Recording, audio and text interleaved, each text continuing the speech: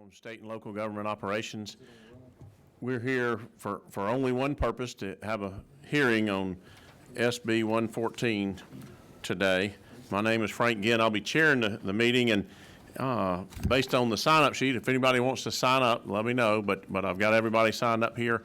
We may be out a little faster than I was afraid we might be. So my goal today is to have a hearing only on this bill. It's been around for a couple of years now.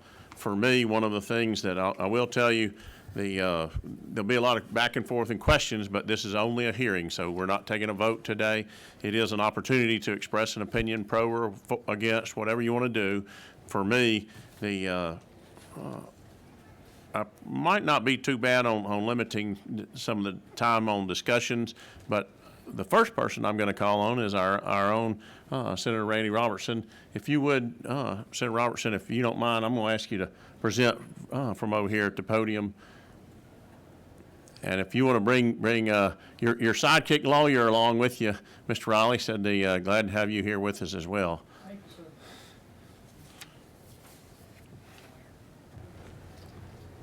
Thank you, Mr. Chairman. And as a young man, when he had more hair and it was red, they called him Butch. So we referred to each other as Butch and Sundance on this particular issue. And I think at the end they were both killed. I'm not sure, but that's the story out of Central America. But Mr. Chairman, I appreciate the opportunity for a hearing on this. What I've got here is there were two bills. The early bill, it's a two-bill package, but the one that I understand is on the agenda today is SB 114. And I'll be speaking off of LC 47222 3ERS, Echo Romeo Sierra. Let me interrupt you there. Right.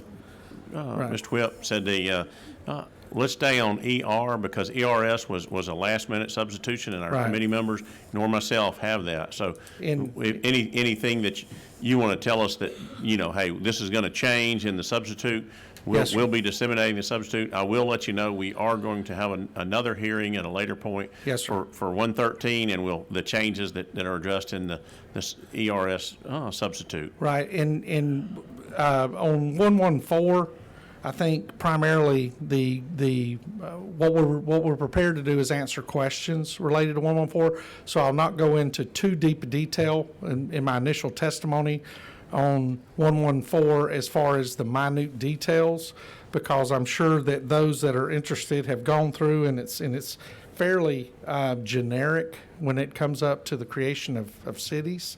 So I guess what I'll start with is in my testimony is that I'm not here today to talk about crime. I'm not here today to talk about potholes.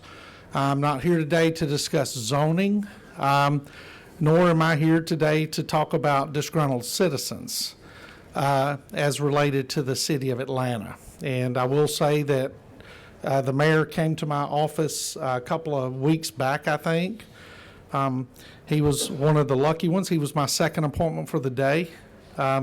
As most of you know, I normally get here at the Capitol around 5:30 in the morning, and so the mayor came in around 7 o'clock, my third cup of coffee, and we had a great conversation related to this legislation.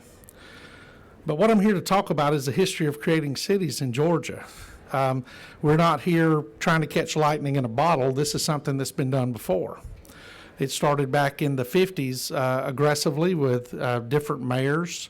We saw it moving through the process. We saw it happen under Mayor Hartsfield and others who aggressively attempted to incorporate parts of rural county and I think he tried to bring in Sandy Springs nearly somewhere around the time that Buckhead was brought in.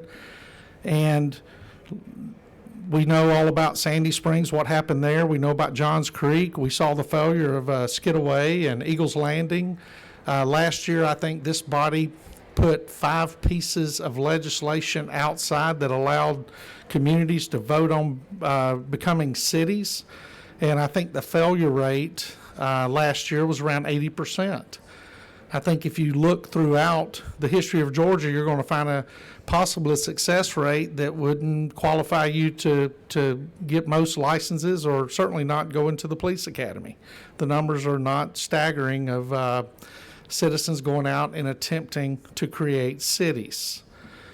But what is consistent is that in the history of Georgia, we have always listened to the voices of the citizens. We've always given them opportunities, because this body and other bodies around this state many times, I'm afraid, forget who works for who.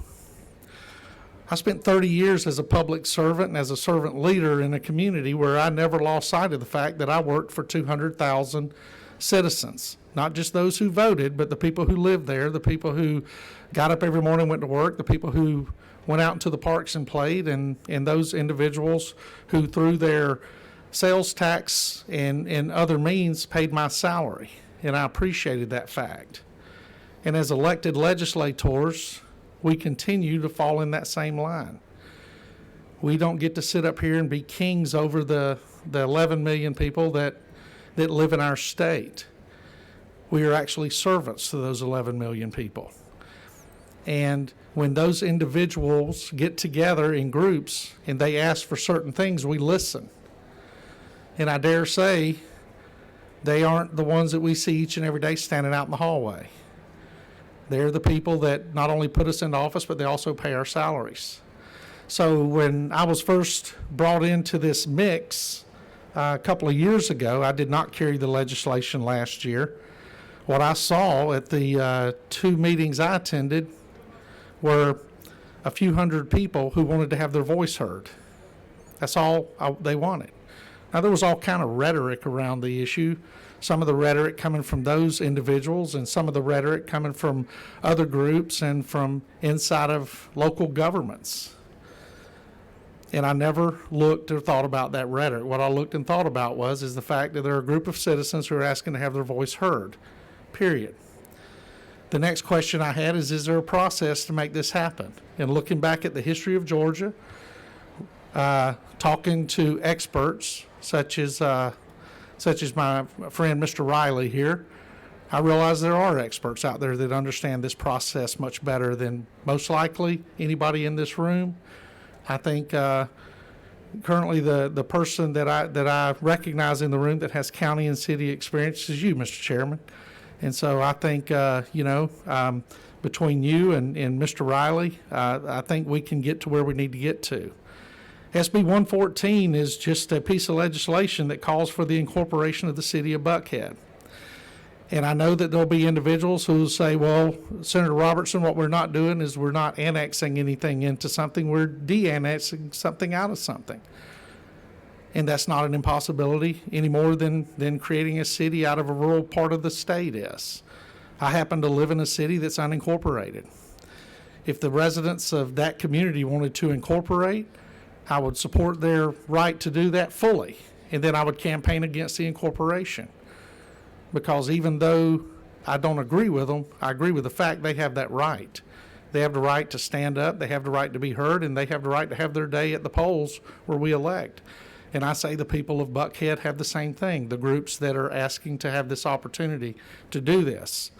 Is if each of you have SB 114, again, on the chairman's advice, I'm not going to go down into the weeds because the one in front of me is the sub, which is 99% the same as the one that you have there in front of you. If you walk through this, you'll see each portion of this legislation discusses the important things, the incorporation and powers portion, the corporate boundaries, the powers and construction. We discuss assets. We discuss how the government is established. We discuss how the council's established. We discuss how the mayor's established. We discuss the mayor's salary. We discuss the council's salary. We talk about everything that we experience in cities that we live and work in today, whether that is Atlanta, Georgia, whether it's Columbus, Georgia, Savannah, Macon, whether it's Hamilton, Georgia, which is the county seat where I happen to reside. But this is basically a cut and paste almost. I don't want to lessen the effort that's been put in here by the individuals such as Mr. Riley and Ledge Council to bring this document together, because there's been many meetings and head scratchings and discussions and legals discussed. A lot of case law has been discussed. But it's fairly simple piece of legislation, is Senate Bill 114. And with that being said, Mr. Chair, I would be more than happy for myself or for Mr. Riley to answer any questions from the committee related to SB 114. Thank you, Mr. Whip. I'm going to try to be as impartial as I can, because, you know, for me, I go back home and my voters look at this and say, okay, what's their stake in the city of Buckhead, or Buckhead City? And I was kind of curious, because I expressed to Mr. Riley when we met earlier in the week, the sponsors of the bill are not residents of the city of Buckhead City, or projected Buckhead City. So I was just kind of curious if you could kind of expound on why this is a general bill and not a local bill, and how would, you know, what was the effort for this? You said it didn't have to do with law enforcement, I know, at one point.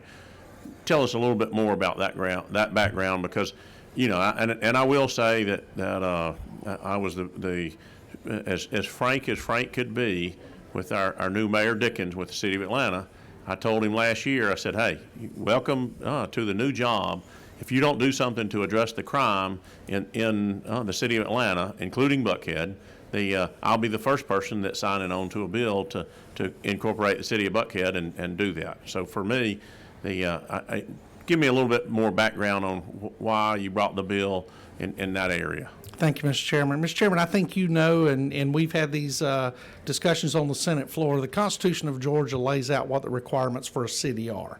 It's very clear. It has a nice little list that individuals can read down, and it tells you exactly what kind of services are required to become a city here in the state of Georgia. And at the same time on the Senate floor, you and I and every senator sitting on this committee votes for and against legislation that impacts every single human being that lives in this state. And at no time when a citizen's voice is not being heard are we obligated, or should we ever be obligated to sit down and be quiet. No matter if that citizen lives in Buckhead, if that citizen lives in Vidalia, Waycross, or if they live up in the mountains of North Georgia. And as a state senator whose prior career has been to make sure that everybody's voice is heard, then that's exactly what it should be. And again, I think based on the conduct of the state of Georgia in years past, when citizens have gotten together and banded together and asked to be heard on this, we have seen over and over and over where we have allowed them to be heard. If this were to become a city of Buckhead, I can tell you right now, the Robertsons of Catawba will not be moving to Buckhead. The Robertsons of Catawba will not be moving anywhere near Fulton County. As one of our committee members knows, he's very familiar with the around the town I live in, and I'm very happy and pleased exactly where I live. But every decision we make in this building each and every day, with rare exception, impacts everybody in this state. So I don't think we're relegated from just the 200,000 people that we're elected to represent primarily, or out of the pool that we're elected by. I think our responsibilities expand much, much further than that, and I think the Georgia Constitution even helps us understand that. Thank you. Thank you, sir. The questions from the committee? I think Senator Estevez, you've got a question. So. Senator, thank you for taking the time to present this bill. Couple questions for you. One, I understand that you don't want to come today and talk about various issues, but it would be helpful to know, as someone that represents 60-70% of Buckhead, to know what reasons residents of Buckhead gave you to as part of encouragement for you to introduce this bill? The citizens of Buckhead, I hate to say this, the groups that encouraged me to do it because they didn't feel they were being heard. Now, one thing that I said at the very beginning, and I'm certainly not speaking to an uneducated group, when we all went through what we went through last year and heard the rhetoric from the 3 or 4 sides that were involved in this. As I said before, I'm not here to discuss whether the citizens of Buckhead are receiving all of the services they pay for. I think if I, as yourself, if I represented that portion of Buckhead, then I would hope they had reached out to you and told you that. I know that the local city newspaper here has spent money on barrels of ink and reams of paper in publishing the discontent from both sides. So my sole purpose, my absolute sole purpose of supporting this legislation is that I think that every citizen in Georgia deserves to be heard, especially when a group of citizens band together and ask to be treated the exact same way that we have treated citizens back into the 1950s at least. So, thank you. Thank you. Related to that, and I appreciate sir. the opportunity to As let do I. people's voices to be Yeah. heard and to give them the opportunity to express themselves. One way of doing that is, of course, voting for representatives and senators to the state legislature, which citizens of Buckhead have done in electing several of us in the room, including my colleague Josh McLaurin and Representative Betsy Holland, who represent Buckhead. My question is, to the extent that we are trying to let citizens from across the state have their voices heard when they band together, what do you see as the threshold for that? For example, just to give you an example, in California, citizens can bring ballot measures. If there's 5% of the voters who cast the vote for governor, they can band together and bring a ballot referendum. What kind of measure did you use for citizens of Buckhead coming together and giving you the encouragement to drop this bill? Simply what I used, and of course, Senator Estes, you and I have gotten to know each other, and I think we have some mutual respect for each other, and I would have picked another state than California if I would have probably discussed it. But that being said, the threshold was not what happened in 2023 or 2022. The threshold started in the 1950s. And went to the 1960s, to the 1970s, the 80s, the 90s, into the 2000s. The threshold, to use a word that has been hijacked, I'm afraid, of late, is equity. It's what's fair. And it's as simple as that. I wish, we could throw in some tantalizing tidbit for individuals to look for and see, what in the world has instigated a senator that represents counties in West Georgia to come forth and speak up for a group of citizens in Metro Atlanta. But there is no peace like that. There is no meat in the trap. So what happened and the legislation that I've passed during my 4 years in this body, whether it was giving the person getting out of prison on parole for a violent offense the opportunity to get their occupational license and create a life for them and their families beyond prison, or whether it's making prison sentences longer for violent individuals, I don't straddle the line. There is no line with me. What's right is right, and in this case, I think the right thing is to give the citizens of Buckhead the opportunity to express themselves through a referendum as if they want to create a city. I think the campaign against it or for it starts after the referendum comes from this building and goes out into the community. I don't think the campaign starts inside this building. Thank you. And this is my last question. Really quickly, what I observed two of the cityhood movements from last year that failed in Senate District 6, districts that I represent. Listening to those voters and Vinings and East Cobb who voted against those referendums, both Republicans and Democrats, voiced a concern around transparency and plans for the city, whether it was the budget, whether it was what the structure of the government was going to be beyond what's on paper, and those referendums failed. That's right. I'm hearing the same thing from the citizens, the residents of Buckhead, that they know very little about budgets and proposals that are coming from some of the leaders of this group that you brought this bill on behalf of. So have you seen any budget, proposed budget, future plans related to Buckhead City? I have.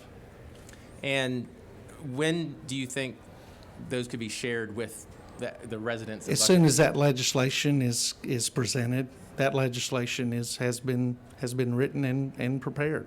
This is a process, and we have just taken the first step in this process.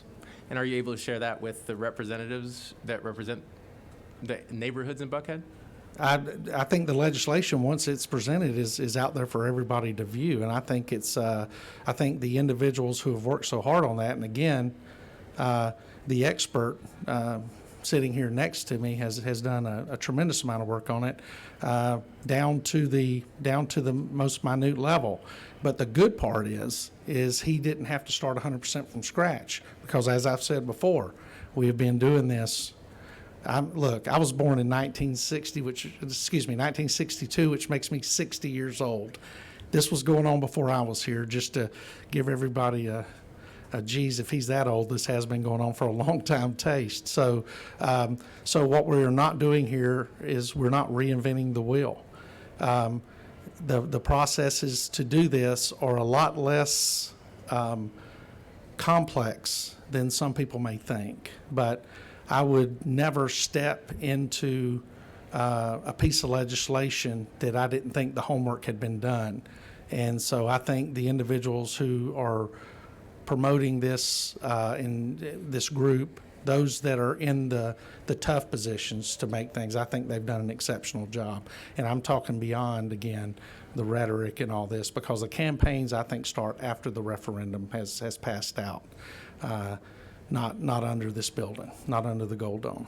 So if I wanted to see a budget to determine whether to vote for something like this, who would I go to?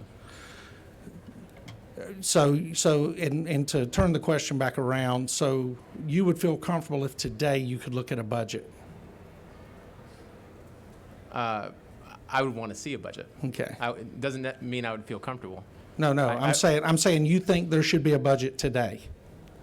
I would love to see a budget that takes into account, and we'll explore this Yes. with some of the experts, Absolutely. but I would love to see a budget for the city that takes into account all of the costs associated with creating the city. Right. You're talking about asset purchases, you're talking about sewage, you're talking about water, you're talking about schools, you're talking about all this? Yes. Yeah, all of that has been done. Yeah, so Yeah. in order for someone like me to support the bill, I'd love to see So if you what the saw, current so if you thinking saw a good, sound budget that answered all of those questions, you would support it? it would at least make me a little bit more comfortable with what's happening. Okay. So I would love to see that. Well, you and I track the same way, and I'm extremely comfortable with the work that's been done. And so, again, it's real easy to get pulled into the vortex of rhetoric. But I can tell you, this is two pieces of legislation right here in front of me.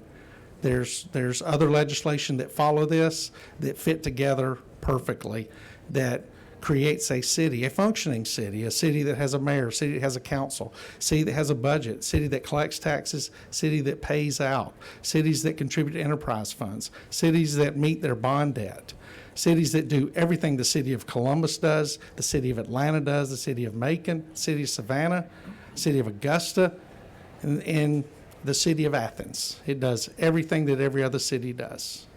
If not, this would be, we would be spitting in the wind if that were not the case.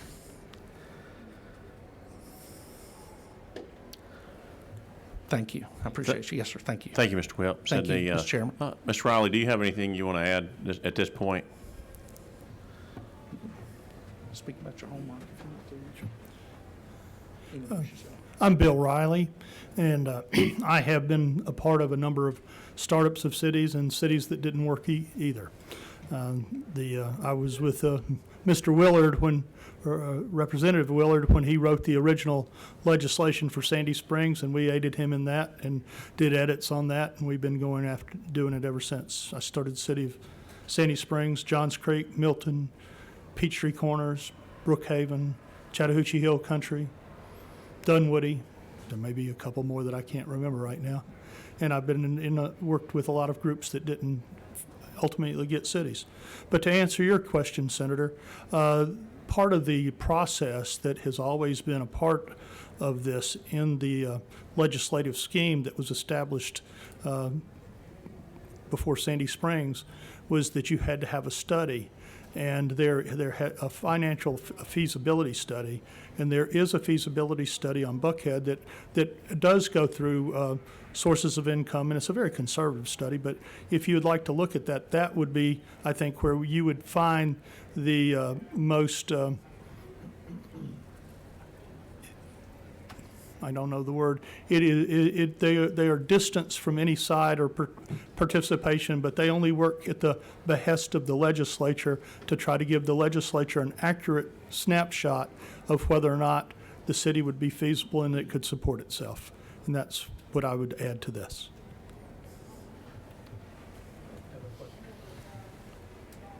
Senator Mello. And to Senator Estevez, one thing, that study, I believe, is public. So it was out last year.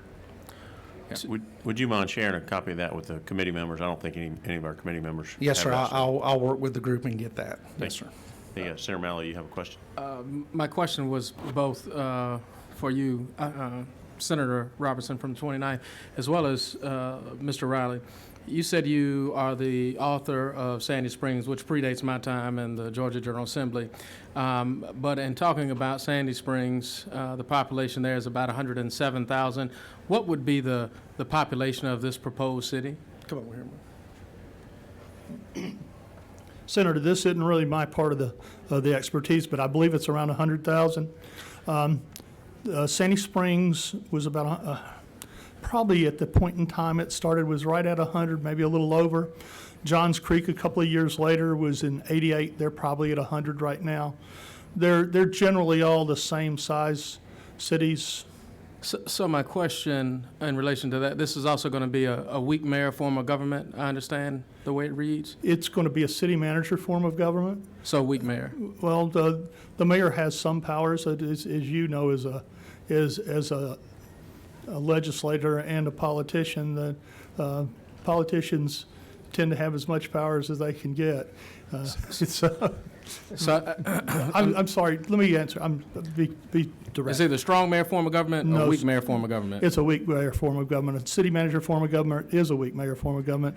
In this particular instance, the mayor has votes as part of the council, and the mayor, the only thing that is, and it's not exceptional, exceptionally different, the mayor is responsible for the budget rather than city manager, but the city manager does the budget at the behest of the mayor. Now, I've been in a lot of city manager forms of government, and the city manager is responsible for the budget, but whether the mayor actually is in the charter says that the mayor is not responsible for the budget.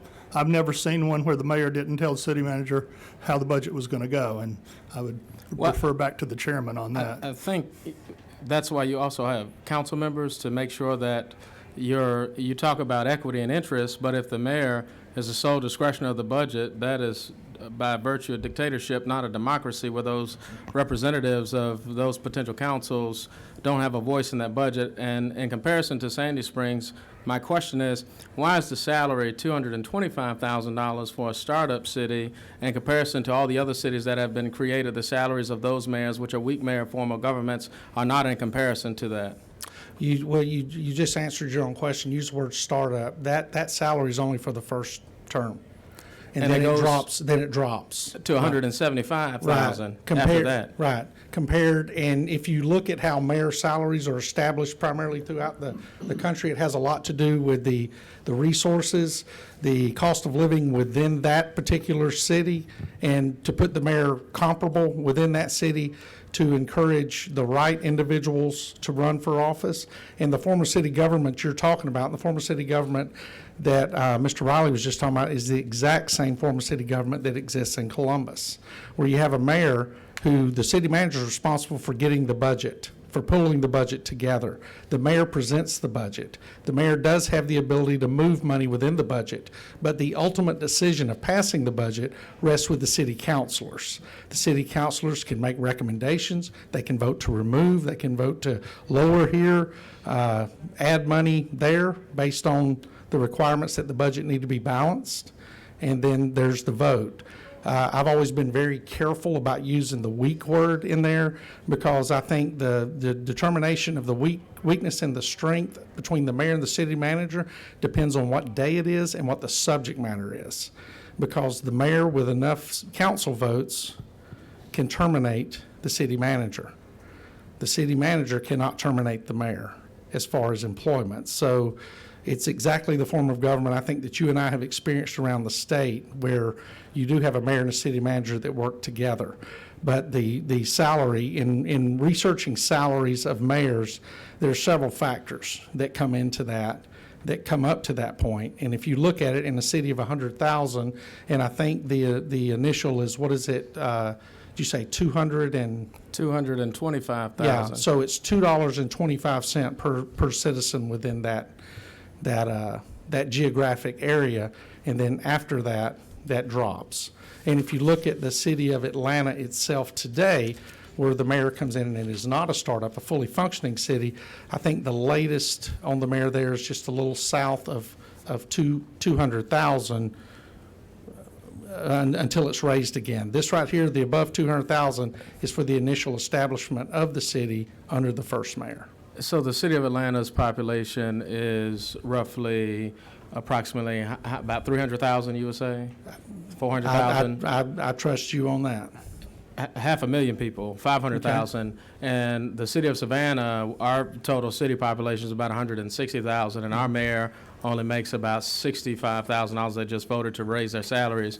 And we are, as you know, a booming economic corridor. We got the second highest real estate in the state, outside and behind of Atlanta. I'm just trying to understand the justification, even after the startup period, to pay $174,000 for a constituency of 100,000 and to hire a city manager. It seems that we're going to put that on the backs of taxpayers to fund that salary without any real qualifications to determine the funding mechanism on that salary. Oh, no, there are qualifications to determine the funding mechanism. I think on the other side of your argument, I think Savannah's underpaying their mayor, as I think are happening in a lot of cities. And I think, we have a part-time mayor. He's not full-time. Yeah. That's why we have a Well, manager. So the mayor and council are part-time, just like we're part-time. They're not full-time officials. And the pay for a part-time official at $174,000 on a part-time job, I'd move to do that. We don't make that in the Georgia General Assembly. And I think we work pretty hard. So I'm just trying to understand a part-time mayor and $174,000 to be part-time and have a city manager. I'm really struggling with that. Well, have you ever served in local government? I have not. Okay, well, I think there's some people in the room that have, and I think if you served in local government, you would be extremely comfortable serving as a state senator and realize that the job of local government is much, much harder than the job of a state senator, a state rep, and others. As Tip O'Neill said, all politics is local. What he left out of it was most of the blood is there too. Local politics, or managing a city and the citizens that work there, is extremely difficult. And when you want to create a city that would have the businesses, the economic drive, and everything else that the city of Buckhead would have, to have the right CEO in that position to start with for 4 years, I think that's a fair salary, and then the step down to 170 beyond that, I think just continues the growth. I think the mayor of Atlanta making 200, I think Atlanta's getting a deal. And you look around the country and there are small cities who pay their mayors a substantial amount of money. They do very well. They do very well with it. And then in other places, they don't. And I think the results are noticeable in all of the measuring points, whether it's crime, sanitation, all the other things. So Now, I'm gonna hold up for just a second. One of the things that we're not gonna debate all day on somebody's salary. Said that's one, that it is a part of the bill. It's one of those things. I'm not, we're getting into the weeds. We're here to see the big picture. So if we can, let's take a break from that line of questioning. Have you ever, any other questions, Chairman Mello? Absolutely. I want to know how are we going to tax the businesses and entities in this proposed city? How will we leverage, the proposed millage rate to come up with these taxes? How are we going to develop water and sewer? Are we going to have to purchase water and sewer? Is that going to be on the backs of the taxpayers, and they're going to have to see an increased millage rate from what they're currently paying, being a part of the city of Atlanta? Because I'm assuming with this startup, there's going to have to be a higher millage rate. I appreciate your assumption.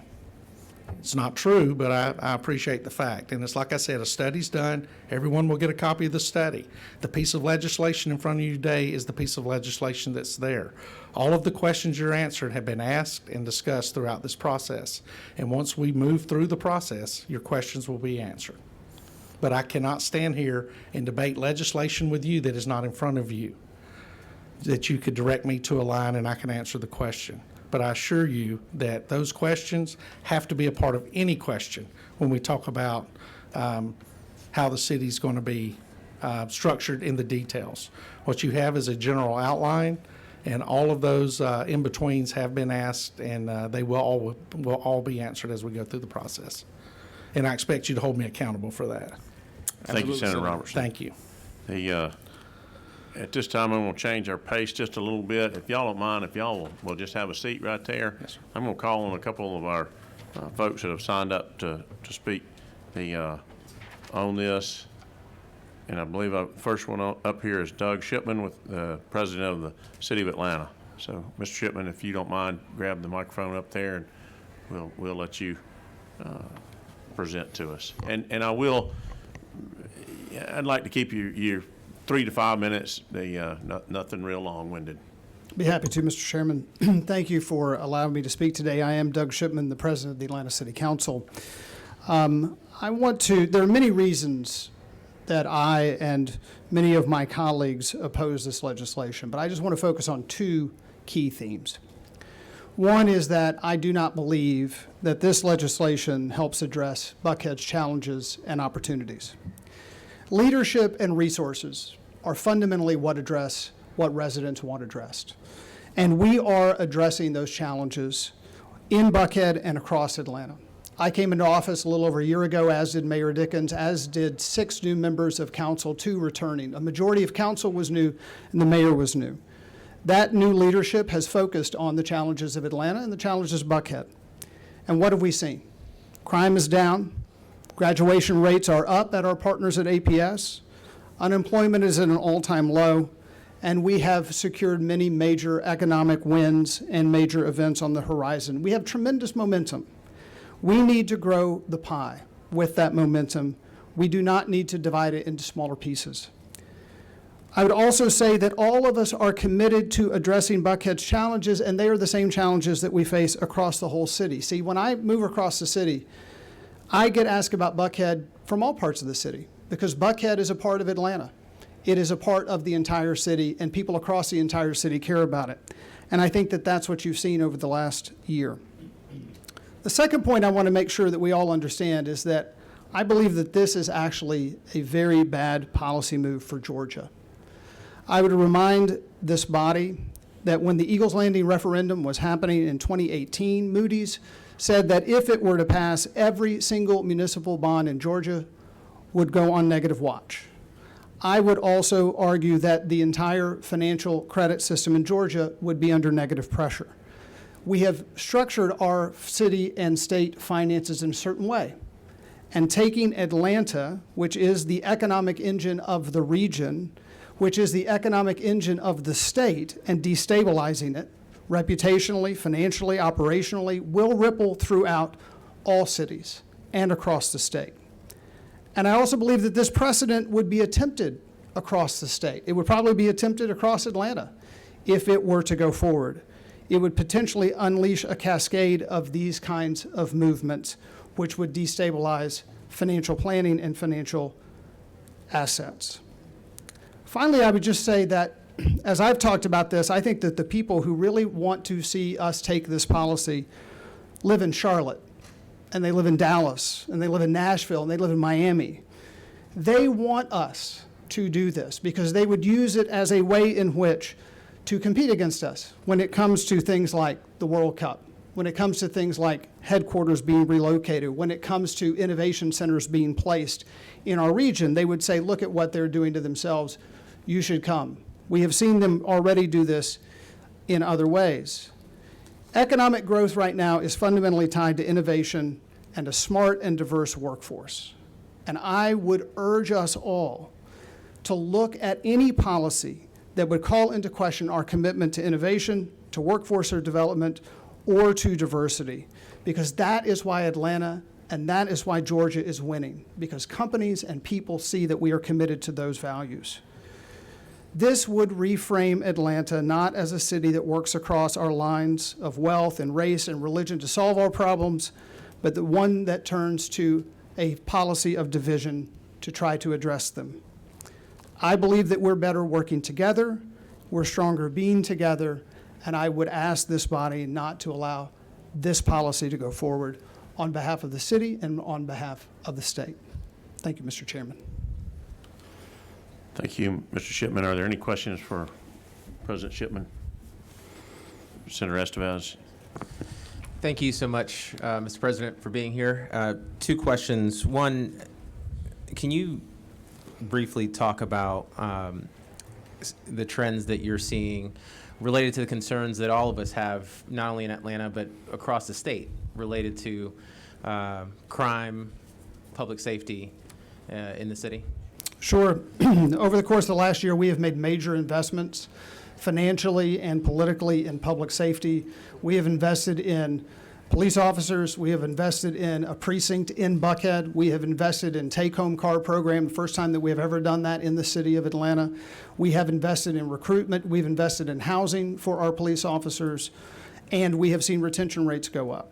And so what have we seen? We've seen crime has actually decreased over the whole city. In fact, the zone in Buckhead had the highest decrease last year in crime year over year. Year to date, we actually have seen crime down 2%. We've seen homicides across the city down 55%.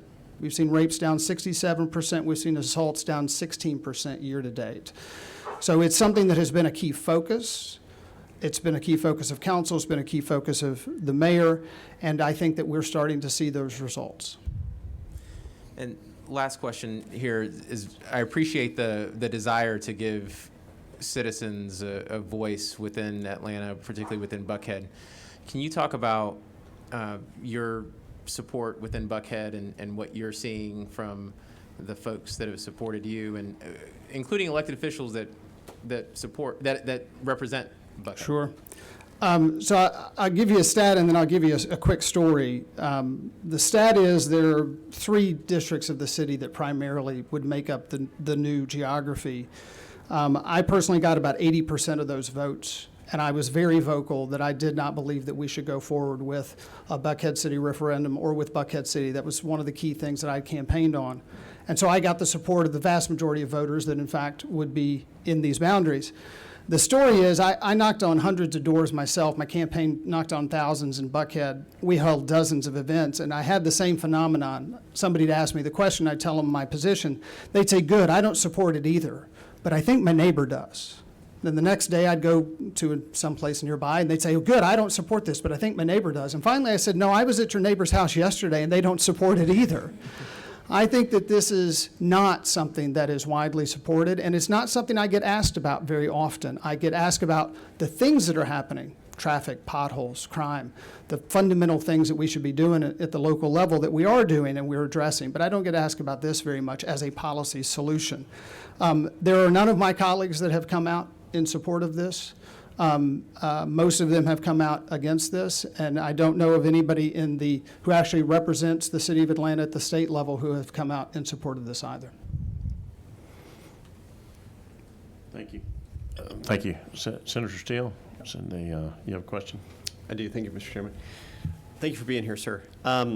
So I represent a portion of North Fulton County, and while none of my district touches Buckhead or the city of Atlanta, when I drive through Buckhead, I see an awful lot of signs of people that are, putting yard signs in non-political season that they want Buckhead City.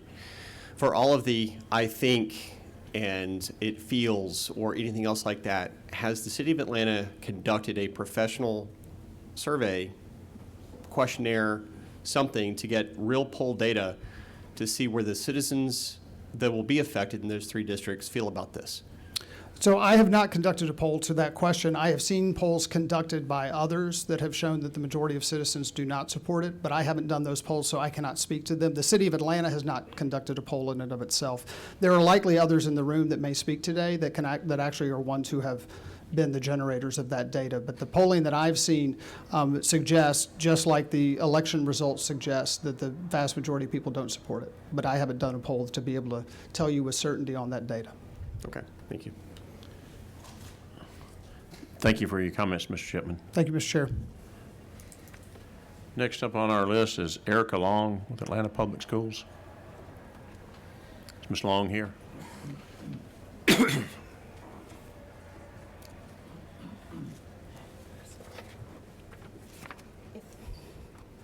Thank you, Mr. Chairman. If it's okay, our Board of Education Chair, Ishay Collins, has signed up as well. She would like to start off. Yes.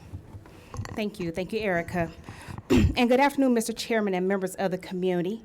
Thank you so much for this opportunity to stand before you today. I am Ishay Collins, honored to serve as chair of the Atlanta Board of Education, and of course joined by Erica Long, who is our senior policy and government affairs advisor. To be clear, Atlanta Public Schools is opposed to legislative proposals that allow for the formation of a city of Buckhead City from portions of the city of Atlanta. The students, families, and employees of Atlanta Public Schools deserve consistency, certainty, and predictability with respect to education in schools and creating a city, but leaving unaddressed the financial, student enrollment, legal operations, governance issues that we will highlight today is the wrong decision for APS and the children we serve. Atlanta Public Schools cannot operate as it currently does if we lose a third of our district. Children residing in a new city of Buckhead City would face educational uncertainty in Fulton County schools and any other alternative option. There is no legal mechanism for children residing outside of Atlanta to have guaranteed enrollment in Atlanta Public Schools. The City of Buckhead City proposals create significant uncertainty, again, for our students, staff, and families of APS, and those residing in the communities throughout Buckhead and throughout Atlanta. The unanswered questions, and we've been here before, created by hastily carving out a new city out of part of Atlanta will have significant impact on our students, schools, and staff. And so I would like to turn it over to Erica Long, who will share some of the detailed intricacies on the administrative and operational side of the impact of this proposal. Thank you, Madam Chairwoman. Chairman, my name again is Erica Long. I work at Atlanta Public Schools as our senior policy advisor. I'm a resident of the city of Atlanta, a graduate of the school district, and a parent of a 9th grader in APS. From the financial standpoint, a new city of Buckhead City lacks the authority to collect property taxes on behalf of any school district. There is no mechanism that exists, and APS is not interested in participating in one that allows for the collection of city school taxes from homeowners and property owners outside of the city of Atlanta. Further, City of Buckhead City residents are unlikely to feel comfortable paying a school millage into a district where they lack the electoral power to choose the board members who set the millage rate. There are questions about what happens with servicing of the bonded indebtedness for the district, which has an impact on the cost of financing capital projects. The outstanding bonds on the North Atlanta High School building total $72.4 million. They are paid by SPLOST proceeds. Atlanta voters overwhelmingly approved a SPLOST for our school district as recently as November 2021. Buckhead students who are no longer a part of APS would not count toward our full-time enrollment, and even though their residents formerly in Atlanta voted in support of our SPLOST. With respect to student enrollment, students residing in the proposed city of Buckhead City would lose access to the APS teachers, administrators, instructional programming, and extracurricular activities they currently appreciate. What happens to students who are currently zoned for schools located in Buckhead but live outside of Buckhead in some other part of Atlanta? This is significant potential disruption for students in every part of Atlanta Public Schools. What happens to special education students assigned to regional classrooms within Buckhead? These students, some of our most vulnerable, will lose access to those classroom seats, school buildings, and services. There are significant legal issues as well. Which school district would be the local education agency of residence for students who reside in the new city of Buckhead? This legislature has made clear that they have no interest in allowing for the formation of new school districts. Buildings owned by Atlanta Public Schools would now be located in another city. Those are our assets and would remain our assets unless we agree to a competitive sales price with which we are not interested. APS has no interest in selling those properties. There will be significant impacts to human resources for Atlanta Public Schools with the loss of about a third of our student population in school buildings. APS teachers who are tenured in our district but move over to another district will lose that job protection. With a significantly smaller student population and physical footprint, APS would have to complete a scaling back of staff across the district. The creation of a city of Buckhead would necessitate redistricting of Atlanta Board of Education districts to remove the Buckhead portion. They would be folded into a new school district, and there are significant voting rights and equal protection issues about not having a right to vote for the Board of Education that makes decisions for your students. Thank you. Thank you very much, Ms. Long and Ms. Collins. Appreciate your testimony. Are there any questions? Senator Estevez, I can't imagine. Thank you, Mr. Chairman. As a Atlanta Public Schools parent, this issue is something that's near and dear to my heart, and I want to shout out Senator Halpern, who's also an Atlanta Public Schools parent and who is a Buckhead resident herself, as is Representative Holland, who both APS parents. All of us are APS parents.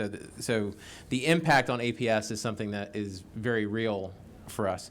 My understanding is that there are about 5,500 APS students that live within the boundaries of the proposed school district, and then that there are an additional 3,000 students that go to Buckhead schools but live right outside of the boundaries. So can you talk about the potential impact to those children and those families who would be in limbo? And just to let you know, that's about 60% of school-age children in Buckhead attend Atlanta Public Schools, which is why it's such a big issue for residents of Buckhead. Yeah, thank you for that question. I mean, that is the reality of those numbers. 60% in the carved city of Buckhead City, 60% of the children live in that area. And so when we're talking about uncertainty in regards to whether they'll go to school where those schools are now APS, the boundaries of just choosing the educational institution where they want to be access to resources, access to their entire educative track, which includes extracurricular, and more importantly, just the holistic approach to educating a child that we have built in Atlanta Public Schools is of grave concern. And so the limbo that you will have and our families will experience is where to send my children. And if you are, and let's be very clear, in that area, everyone may not have the luxury or may not want to exercise the choice to be highly mobile in educating their children, then what will their options be? And so that is a big deal in regards to why we're hearing from a lot of our families that are in opposition to this city proposal for that very reason. It leaves a lot of unanswered questions rather than answered. And when you're thinking about your child's education, that's what we want, the certainty there. Thank you. And my understanding is that there's about $72 million in bonds on North Atlanta High School, and that there is a pension obligation that the school district has had for about 40 years that it's paying off, that costs about $60 to $70 million a year, depending on the year. A chunk of that would have to be borne by Buckhead City. Yes, absolutely. When you think about the proposal in the geographical space, there is a financial commitment and a financial ownership that proposal will take upon, and so we are looking at millions of dollars in that we know exact, and actually we'll be able to, we can provide those exact numbers. And so when you think of when there are questions about, well, where would that money go? If we're thinking that when we have conversations, or where would that money come from? When we think about questions in terms of millage rate, will there be a higher millage rate to pull more higher taxes to pay for that? Those are very real questions, and those are very real dollars that we are addressing and are taking care of now. And just to be clear, regardless of whether Buckhead students attend APS or not, and I think there's plenty of suggestion that they would actually be Fulton County students once they de-annex from the city of Atlanta. Regardless of whether they're Fulton County students or APS students, residents of Buckhead would still be obligated to pay for the prior pension obligations and the existing bonds, their fair share, the percentage, of the existing debt in both of those areas. Yes, that's correct. The existing debt. Now, anything that new comes from that, absolutely not. But the existing debt, absolutely. So that means by the time, at the inception of the new city, they would already be in debt before anything else happens. Absolutely, and we're talking easily over $100 million. When you add the bond indebtedness, and then also the additional pension liabilities and costs, and that is just to the school system. Thank you very much. I do want to let our other committee members know and the public know, Senator Estevez has got a little history in Atlanta Thank you, Mr. schools. Chairman. And I believe did you go by the title of chairman or president? Chairman. Chairman, okay. So he has a little bit of knowledge on that side of things. But thank you for your testimony. Said look, I know for me, you don't want to sit too long, but I'm going to ask that we take a brief break. Said they give you 3 to 5 minutes on a break. My timetable says I've got about 6 people left to call on. We're going to hard adjourn at 6 o'clock tonight, but we're going to take a few minutes to stretch your legs and take care of any necessities. Thank you, Mr. Chairman. Thank you, committee. Appreciate you.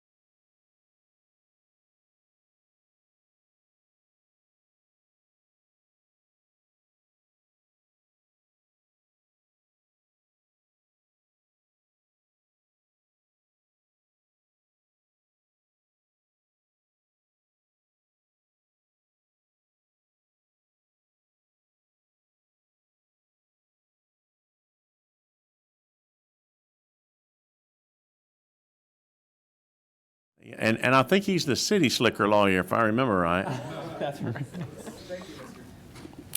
We're gonna give, we lost one of our committee members, I'm not sure, but we'll go ahead. We've got a quorum, so we'll go ahead with Mr. Patel's comments. I had nothing to do with losing your committee member. Rushi Patel, General Counsel of the Georgia Municipal Association. And, you know, when you work for the Georgia Municipal Association and you're a lawyer, we're all city lawyers. So That's not what your counterpart says. He says he's a country lawyer. he's laughing back there. Thank you for having us, Mr. Chairman, members of the committee. GMA represents 537 cities in the state of Georgia, which is actually all of the cities in the state of Georgia. That's not always been the case. It's a voluntary membership, but we do have all cities in the state of Georgia as members of the GMA. 44% of the state's population lives in Georgia's cities, and 69% of the jobs in Georgia are in Georgia's cities. After the Eagles Landing situation occurred in 2018, GMA's Legislative Policy Council met multiple times to discuss that situation, and we amended our policies, and we have an official position, a formal policy to oppose any efforts to de-annex portions of new cities to create new municipalities. And so this is a strong position from our membership and from our Legislative Policy Council. We are very adamant about our cities staying intact and not being broken apart to create new cities. The introduction and consideration of this legislation and its companion legislation, Senate Bill 113, as you heard from President Shipman, threatens to cause damage not to just Georgia cities, all 537 of them. It threatens to cause damage to the state of Georgia itself. The potential precedent set to take by taking any action on this legislation, even honestly the mere introduction of this legislation, can cause instability in investment, in planning, and growth across cities across the state of Georgia. You heard from President Shipman about the reaction from the Eagles Landing situation. A number of bond rating agencies issued warnings after that situation, and we even had one that filed a lawsuit. Now, you know, we love all of our cities, and Stockbridge is one of them. Stockbridge is significantly smaller than the city of Atlanta. If this were to proceed, the damage that this would cause is profound. President Shipman noted that we are the capital of the South here in the city of Atlanta. And when you cause damage to a major city like the city of Atlanta, it is going to have repercussions across the state of Georgia. So we really would be adamant about you all being very considerate about taking any action of this bill and its companion legislation. What we would note also is that, you know, there's two bills that have been introduced, Senate Bill 113 and Senate Bill 114. And as you heard from our colleagues at the Atlanta Public Schools, as you heard from President Shipman, as you may hear from the folks that are testifying further, there are going to be other issues that have to be addressed. There's going to be issues relating to the Atlanta City Charter. There are members of the Atlanta City Council that represent the areas that are buckhead. So you would have to rewrite the Atlanta City Charter. You'd have to have new elections for the entire city of Atlanta. Homestead exemptions would have to be addressed. Hotel motel taxes would have to be addressed. Tax allocation districts, you heard from the schools, all the school issues that would have to be addressed. All the debt obligations would have to be addressed. And there are a lot of debt obligations between the schools and between the city. Proceeding on this legislation and companion legislation that would be necessary to enact something like this is highly damaging. We would really appreciate that you join us in opposition of this legislation and do not consider this any further. Thank you. I'd be glad to take questions. Thank you, Mr. Patel. Sydney, are there any questions? Senator Steele. Mr. Chairman, I just want to get in ahead of Senator Estevez. That was Good job. Thank you. You broke the line. I needed to get in there. Thanks for being here. You guys are going to be at the forefront of any feasibility studies. Where are you at with that? I think there was one performed last year. What is the outcome in that, and has anything changed, any of the data points changed to make it different? So we are not actually involved in any of the feasibility studies. I believe the one that was done for Buckhead City and was done by Valdosta State University. I'm not entirely sure about, is that correct? Yeah, okay. So we're not involved in that. We're not involved in the feasibility studies. One thing I do want to add, though, is there's been a lot of comments, and I believe, Senator, you raised one of this about allowing people to vote on these issues. I get calls and questions from cities all across the state, usually a disgruntled citizen or something like that, about how the city is being operated. And whatever the city is, cities have elections. And you saw this year with the city, or a year and a half ago at this point, with the city of Atlanta. We have a new city council president. We have a number of new council members in the city of Atlanta, and we have a new mayor. When citizens of cities or counties, for that matter, are upset with the way that their local government is being run, they can elect new folks.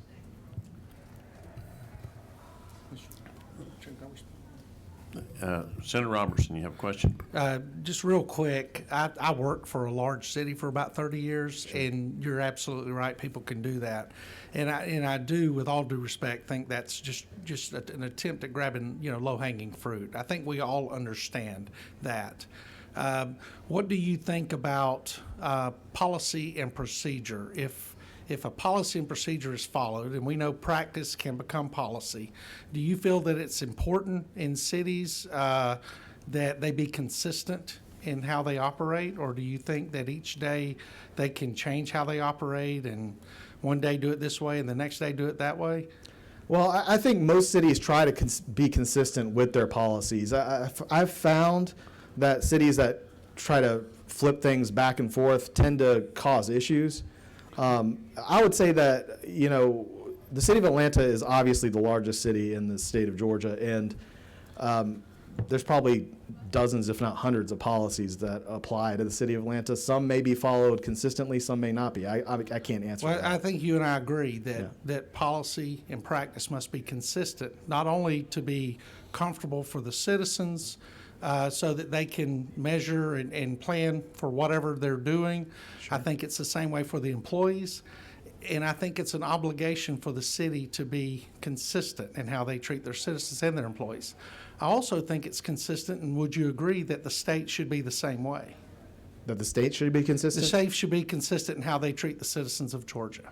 Yeah, sure. Okay, thank you. Yeah. Thank you, Senator Robertson. Appreciate your testimony. Oh, wait a minute, I can't imagine. Senator Estevez said I was just barely able to see your hand. Thank you, Mr. Chairman. Mr. Patel, can you tell us, is there a mechanism for de-annexation in the state? There's two ways that a city could have de-annexation. Right now, in state law, the first way is the city itself de-annexes the property. So that's the first way. The second way is through this body, through the legislature. The legislature can de-annex any portion of a city. And we've seen that over time to time. About 7 years ago, we had one city that had their water treatment plant de-annexed from the city, which caused much litigation. So, those are the two ways. So de-annexing a portion of a city of this magnitude has never been done before. Not to my knowledge. I mean, Atlanta has never been as big as it is now, and it's never had a de-annexation at this scale. And typically, when cities are created, what kind of these pre-existing obligations that you'd have with Buckhead City, is that something that's common, uncommon, where you'd have bonds that you'd be obligated to, pension obligations? So cities across the state have bonds and pension obligations. Obviously, City of Atlanta will have more and higher value than any other city in the state. But cities across the state will have bond obligations, will have pension obligations, will have other obligations that they have to handle and deal with. And so I would say that that's going to be common across the state of Georgia. So because these cities have these bonds and pensions, they're frequently financing deals. Sure. Credit rating is incredibly important. That's correct. And something to keep in mind is cities in the state of Georgia are prohibited from filing for bankruptcy. And we are limited in the state of Georgia as to how much debt a city can take on. And so those are major considerations that have to come in when you're evaluating something like this. And last question, what would happen based on what you've seen from Moody's to credit rating? Because credit ratings for municipal financing in Georgia. So, Something like this would happen. yeah, if something like this were to happen, and I'm not a financial analyst by any means, but from what we saw with the Eagles Landing situation is that credit ratings and the municipal bond markets would be severely harmed in the state of Georgia. Thank you, Mr. Patel. Said I'm gonna move on. I believe she has left, but Leela Lanado has gone. Said we're gonna move on down the list. Ms. Kenyatta Mitchell, with the City of Atlanta. And because I am trying to keep us in about 5 minutes apiece, that's including questions, so I can't tell you how many questions you're gonna get, but. So, good afternoon, Chairman Ginn, the members of the committee. I want to thank you for the opportunity to provide information today for your consideration. My name is Kenyatta Mitchell. I live and work for the City of Atlanta. I am the Director of Intergovernmental Affairs for the Mayor's Office. And I do want to bring up one point that's been brought up quite a bit, which is consequences matter, and births are different than divorces, right? So Sandy Springs, Chattahoochee Hills, all of these municipalities were born from a county. This is a divorce. And this is a divorce asked for by neither of the two parties. This is a third party asking for the two parties to have a divorce. So I just wanted to level set that immediately. So over and over again, we just kept hearing over and over, just let them vote. What harm will that do? So a lot of good folks before me talked about some of the harm, so I don't want to rehash that because I know the chairman wants to get through this. But the removal of the Buckhead district from the City of Atlanta would cause significant financial implications, including potentially affecting the city's current and Buckhead's future credit rating, and the potential need of restructuring the City of Atlanta's obligations. So let me kind of speed through a little bit because I do have a lot of stuff that's already been spoken about. But on the operational side, we would see massive cuts to service that would impact everyone who lives, works, or plays in the city. We would likely see closed and browned out fire stations, resulting in slower responses to car accidents, heart attacks, and other emergencies, in addition to slower 911 call center pickups, and of course, longer police response times. Other services would also have to be cut. Parks would be less well maintained, traffic would not move as smoothly through the city, there'd be more potholes, and operations as different as recreation centers and police mounted patrol might have to be eliminated. As they have been in the past, except for this time, these will not be a temporary cut driven by a recession, but a permanent cut driven by a more structural handicapping of the city. Beyond all the reductions in services to residents and visitors, there will be dozens of implications that would cause further harm to both entities. Bonds would have to be renegotiated, unfunded pension liabilities and retiree benefits, including to our police and fire, would have to be apportioned, and a myriad of legal challenges that may take decades to resolve would occur. Clearly, a separation would have a massive negative consequence for the city and those adjacent to it. So I know North Fulton, DeKalb, all of these areas would suffer from the annexation or the de-annexation of Buckhead from the City of Atlanta. The separation would also be much harder on Buckhead than presented. First, the financial and service impact would be much greater than purported given the small scale of the city compared to its challenges. Indeed, the new Buckhead would be almost half urbanized, and urbanized is a HUD term.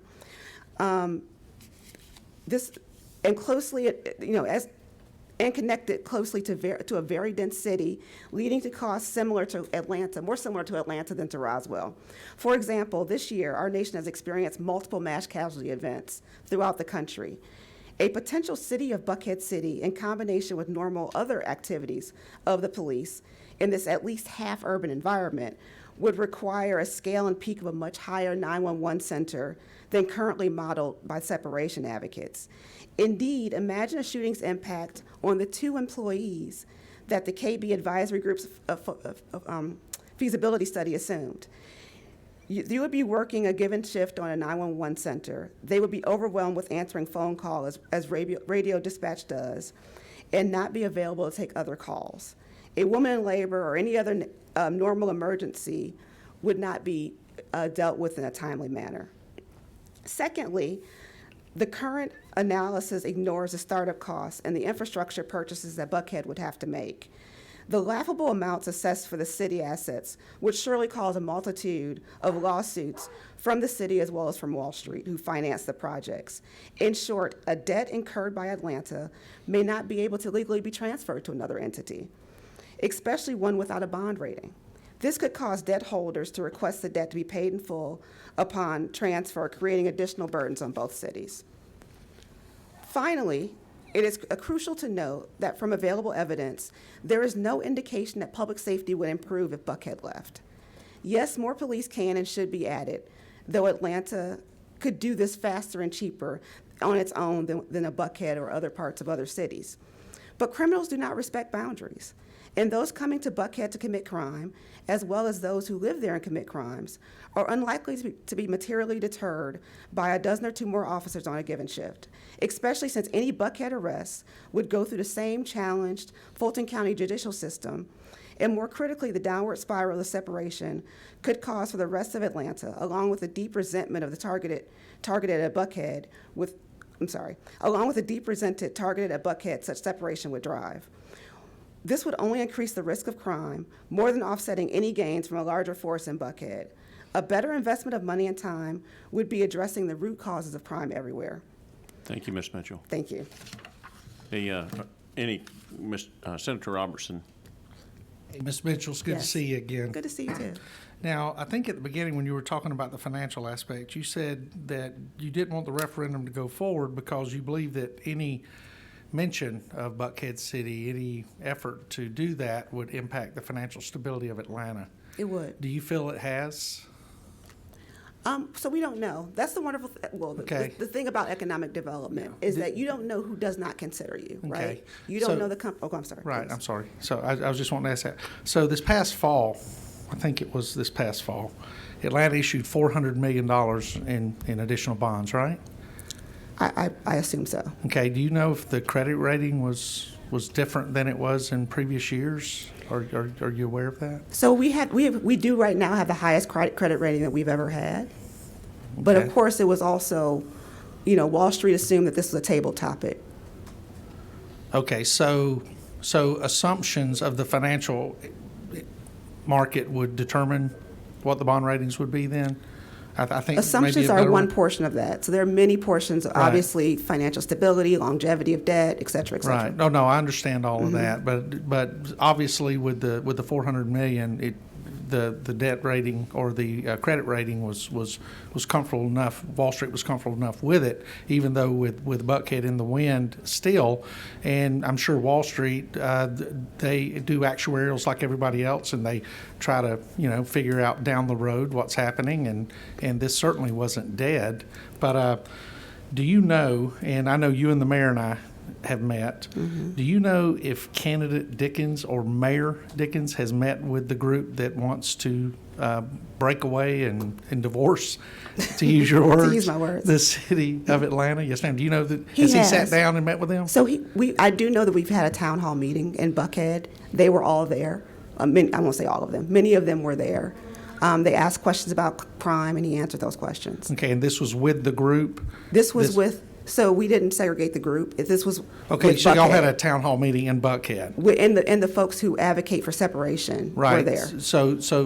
Okay, but do you know if there's been a specific meeting with the mayor and those individuals, like y'all came and sat down with me? Right. Do you know if there's been that type of meeting? I would have to inquire. Okay. Actually, the senior policy advisor is here, so I can ask. I was just We could curious. facilitate that, Yeah. Senator Yeah. Robertson, if we need to. I would think And I that need might to help. move on. so Thank you. Any other quick questions? Thank you. Thank you. Appreciate it, Ms. Mitchell. So, you did have a question? Okay, I couldn't imagine we'd have more questions, but Senator Marlowe. Thank you, Ms. Mitchell.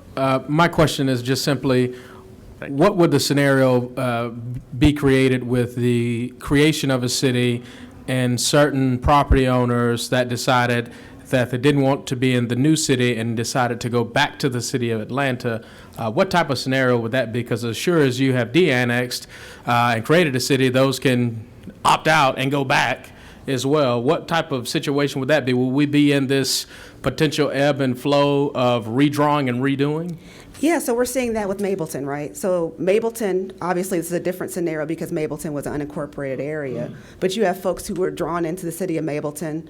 There was a legislative, a bill that was passed, and there was a legislative process, and a lot of folks did not pay attention. Much like earlier when I talked about Wall Street, they assumed it was over, right? So they didn't pay attention to it. Now here they are like, wait a minute, I'm in the city of Mableton. I didn't think I was going to be there. So now we're experiencing that right now in the General Assembly. So yes, there's no real process. We're experiencing that real time. Thank you, Ms. Mitchell. Thank you. At this time, I'm going to call on, I believe it's Humberto Garcia. Thank you, Mr. Chairman, committee members. My name is Humberto Garcia Juegrim. I'm a Buckhead resident, and I appreciate the opportunity to speak today. One of the advantages of going towards the end is a lot of folks who are much smarter than I am because they're expert in their field have made some of the points I was going to raise at a high level. So I'll keep my remarks very brief. Thank you. Happy to answer any questions. I represent a group called Neighbors for United Atlanta. We were founded in November of 2021. Really out of concern for what we were hearing, and out of concern that a small group of our neighbors, and I know some of these folks personally, were advocating for something that we didn't believe in and that we know many of our neighbors don't believe in. And so in that context, we founded a local volunteer grassroots organization. It's organized as a 501c4. It's incorporated here in Georgia. We were active last session, and then this issue was tabled, and we sort of went dormant because we all have day jobs. And then we re-energized and engaged again. And in fact, I invite all of you, particularly Senator Robertson, to come tonight, just off of Chastain Park, 417 Hillside, because we have an event, and you can meet about 60 Buckhead residents who are very concerned about this idea. We have, if you can't make it tonight, another one next week on the 23rd of February, and we will continue to have these regularly. So you're all welcome. Come see me for the address if you'd like. There's very, very strong opposition, and as we heard earlier, all politics is local. In that context, we've elected, as Senator Estevez said, representatives. And they overwhelmingly, in fact, there was a poll, when you mentioned polls earlier, Senator, I started to Google some polls. One of the articles I came across was from September 29, 2022. The headline says, "Candidates who support Buckhead City unpopular with likely voters." So I am very concerned about the implications of this. I can guarantee you, I, who live in Garden Hills, along with Representative Holland, will be pushing for the city of Garden Hills to secede from Buckhead City and rejoin Atlanta if this were to happen. And you're going to see that bloody mess happen all around our state, including in your backyards, because we're opening a Pandora's box here with regards to the precedent we're setting, with regards to public schools, as we've heard, with regards to law enforcement. Where will Buckhead City find these 800 officers if it's not from all of the other jurisdictions? So I urge caution because, frankly, we feel like this is something that's very risky. So I'll stop there. Again, happy to answer any questions if you have them, and if not, to see you at our event. I cooked some of the food myself. Please come enjoy it. Mr. Garcia, I appreciate your brevity. Are there any questions for Mr. Garcia?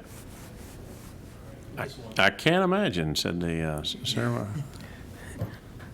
So I am not from Atlanta. I'm from Savannah.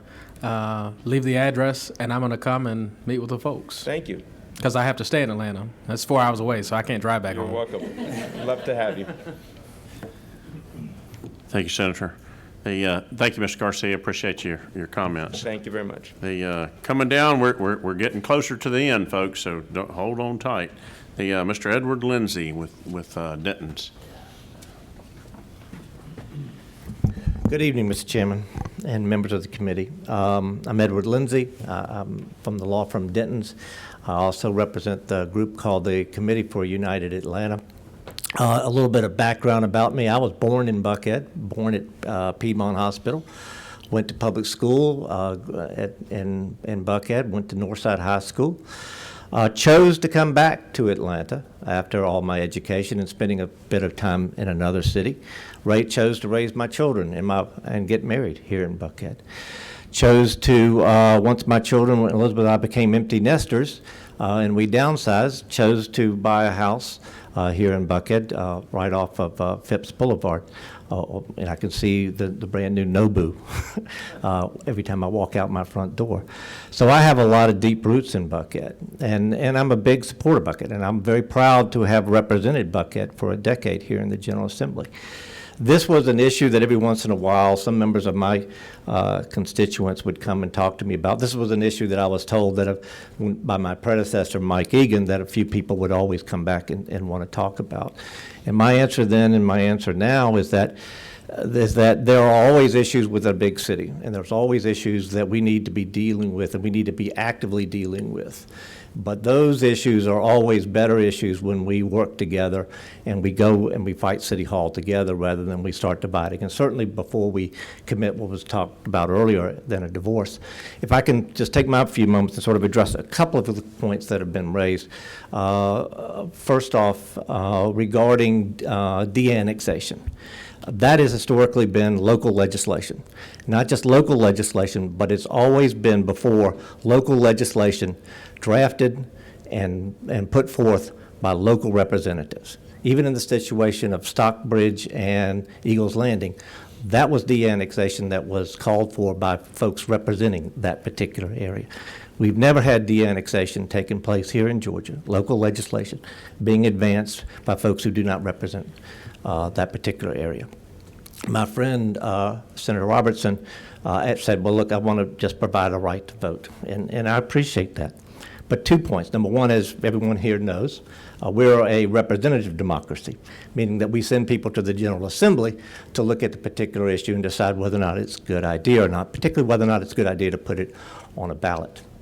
In this particular issue, to go to one step further regarding Senator Still's question, we did a poll. My organization did last fall, and it was already mentioned by Humberto a few moments ago.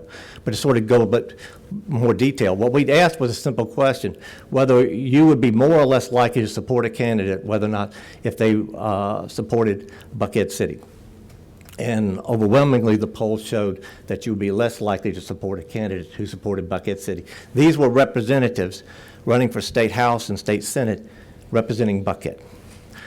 Each of those individuals who advanced actively and supported actively Buckhead City lost.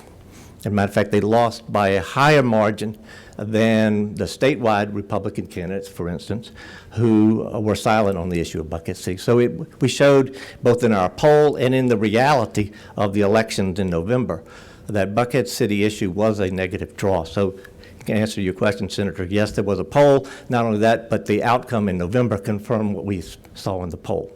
And these were damn good candidates, I might add. Some of them were good friends of mine. But they lost badly, and in part because the issue of Buckhead City was a drag. To sort of go further with Senator Robertson's point regarding, allowing folks to vote. Like I said, I'm a big supporter of Buckhead. Still am. Live there, work there. Happy to be a part of the community. But it never dawned on me that should a divorce take place, that I would be able to cast a vote that would harm my friends in Morningside, East Atlanta, Midtown, South Atlanta, West Atlanta, Cascade Heights, that I would be allowed to cast a vote that would have a negative impact in which they would not have an equal opportunity to participate in. So, number one, I think it's bad policy, period, for the reasons that have been set forth earlier. And I thought it was a bad policy, incidentally, when I was in the State House as well, to tear apart a city. But I believe it's especially questionable when we talk about a right to vote that would have a negative financial impact, a negative safety impact on other parts of the city, but not allow them to also participate. Those are sort of my points. And I want to make sure that you also understand the Committee for United Atlanta isn't just opposed to this. We are very much a group of residents and businesses located in Buckhead that want to come up with a viable solutions to the issues that face our city. And they're very serious issues. Crime is a very serious issue. Quality of city services is a very serious issue. But we have been engaged actively with other groups located in our area and with City Hall to confront those issues. And we will continue to do so. But we strongly believe that the best way to resolve the issues that we think that we're going to have today and the issues that will continue into the future is by us uniting with folks in the other parts of Atlanta to come up with solutions. And also to come to the legislature with viable solutions as well. And Mr. Chairman has sort of done this, and he's right, and I yield for any questions if there's any time. It's amazing, but I think Senator Estevez might have a question. I took a break, Mr. Chairman, but I'm back. Thank you so much, Representative Lindsay, for your presentation. You represent a group of citizens and business owners, significant business owners in Buckhead. And Mr. Garcia talked about how some residents would move for the city of Garden Hills if this were to happen. And you know, it was kind of flippant, but it's true that there would be a Pandora's box that would be opened with something like this occurring. Can you talk about the sentiment of the business community, some of the largest landowners in Buckhead, and what their sentiments are and what they have empowered your group to do? A large group, and I believe it was actually organized by the Metro Atlanta Chamber, put forth a large group of business owners representing a large number of businesses located in Atlanta last year, sent a letter to the General Assembly urging you not to move forward with this, expressing my sentiment once again, yes, there are serious issues. But those issues are best handled working with other folks throughout our city and pushing on the City Hall and pushing on the General Assembly. For instance, on the issue of crime, a lot of our problems go to the Fulton County Courthouse, which is, I don't know which way, I think it's that way. And we urge you to help us with those issues rather than drive our city apart.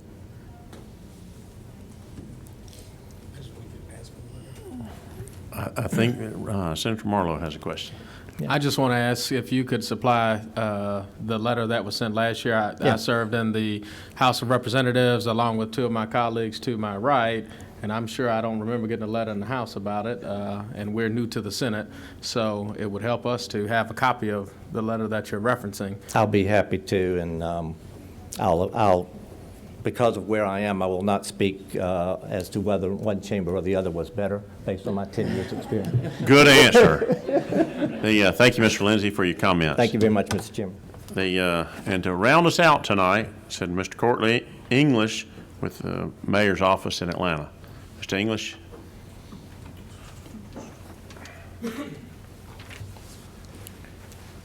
Hey, Mr. Chair, members of the committee, my name is Courtney English. I serve as the senior advisor to Mayor Andre Dickens, as well as the chief policy officer for the city of Atlanta. Thank you so much for the time. Thank you so much for your indulgence, Mr. Chairman. Look, y'all have heard a lot today, so I'll be as brief as possible and make myself available to answer any and all questions that you all may have, both today and others. And there were some questions that were at least asked about the mayor, so I'll respond to those after a few brief remarks. I'll just say, look, really quite simply, first and foremost, I'm a proud product of the Atlanta Public School System. I'm a former teacher in the Atlanta Public School System. In fact, I taught 7th grade social studies in the exact same room I took 7th grade social studies in APS. I served 8 years on the Atlanta Public School Board, 4 of those as chair, along with Senator Estevez and my former colleague, Chairman Ishay Collins. And so APS is certainly near and dear to my heart, as it is our mayor. I'll just say briefly, y'all heard about the stats and the kind of the negative scenario. Y'all, there are a group of parents out here that are absolutely terrified. They're terrified simply because they don't know where they'll be able to send their kids. They don't know how their tax dollars are going to be allocated. They don't know, simply put, whether or not they'll be able to vote on the actual folks who have control over their curriculum, their school sites, facilities, rezoning, and so many of the other issues that parents deal with each and every single day. They're absolutely terrified. And so the quicker we can get to some of those answers, I think it'll relieve a lot of the pressure and candidly, a lot of the uncertainty around this issue. I know certainly for one, I would love to see how those issues are proposed to be resolved, because quite frankly, we're terrified too, because as you have already heard about the negative effects that this will not only have on the city of Atlanta, the negative effects it'll have on the residents of Buckhead, but the negative effects it'll have on the entire state of Georgia. Quite simply, I know there have been a whole lot of talk about bond ratings, this, that, and the other. Well, you're about to make what could be a local issue a statewide issue. Every single one of you represents a municipality. Every single one of your districts has a school district. Every single one of your districts has a city. You're about to negatively impact, if this bill moves forward, you're going to negatively impact each one of those bond ratings. That is going to cause a dramatic climb in interest rates. It's going to impact your local community in terms of jobs, so on and so forth. So I won't belabor that point. I'll just quickly move to one other. And that is simply, I love the idea of listening to the voters. We hold ourselves accountable to voters, for those of us who are either elected or appointed in government office.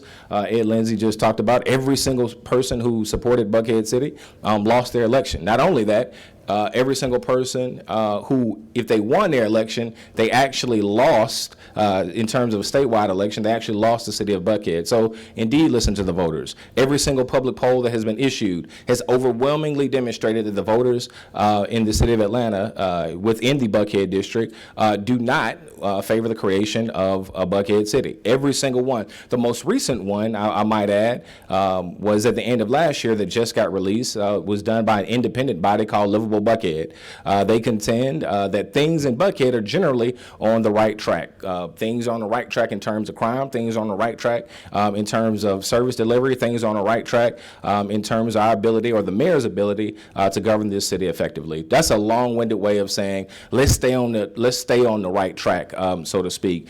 This mayor has worked hand in hand with our governor and our state partners to bring crime down in Buckhead. A 14% decrease last year. We're looking at a 50% plus decrease in violent crime to date this year. So let's stay on the right track. So I won't belabor any more of your points. I'm happy to make that survey available. It's Livable Buckhead. You can simply Google it. If you literally Google Livable Buckhead survey, you'll see all of the results there. For anybody who's interested, Citizen Buckhead say it's the best place in the city to educate their children. It's the best place to raise a child. And if you have a wife like mine who likes to shop, they also say it's the best place to shop in the city of Atlanta. So I enjoy my service to the city of Atlanta. And more importantly, I make myself and our entire team, on behalf of the mayor, we make ourselves available to every member of this committee to meet with you individually and answer every single question that you have about anything that we're doing in the city of Atlanta to improve not just the lives of citizens in Buckhead, but across this city. To the question earlier that was posed, the mayor of Atlanta, the 61st mayor of Atlanta, Andre Dickens, will meet with anyone, anytime, anywhere.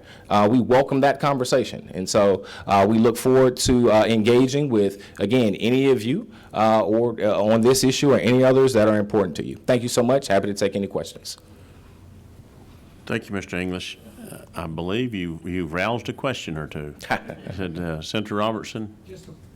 Just a point of clarification. My question was, did candidate Dickens or Mayor Dickens, I think you said the 61st mayor of Atlanta, meet with the group that is promoting Buckhead City? And my answer to that question is that he's certainly willing to. Okay, so you don't know the answer if he has? I think he's met with citizens all across Atlanta on a number of issues, including those who have supported Buckhead City. Certainly. Thank you. So you adamantly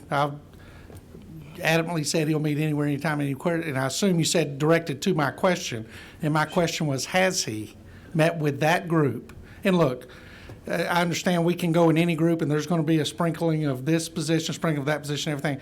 That was my simple question. Sure. So thank you. And I would love to engage and let's set it up. Mr. English, I'll ask you to leave me a card with your cell phone number. We'll try to make everybody get together. Certainly. We're going to stop here, but I do want to give Senator Robertson the 2 minutes to if he wants to address the group, but I would ask you to do it from the podium, if you don't mind, just to kind of wind us up here. Thank you, Mr. English. Thank you.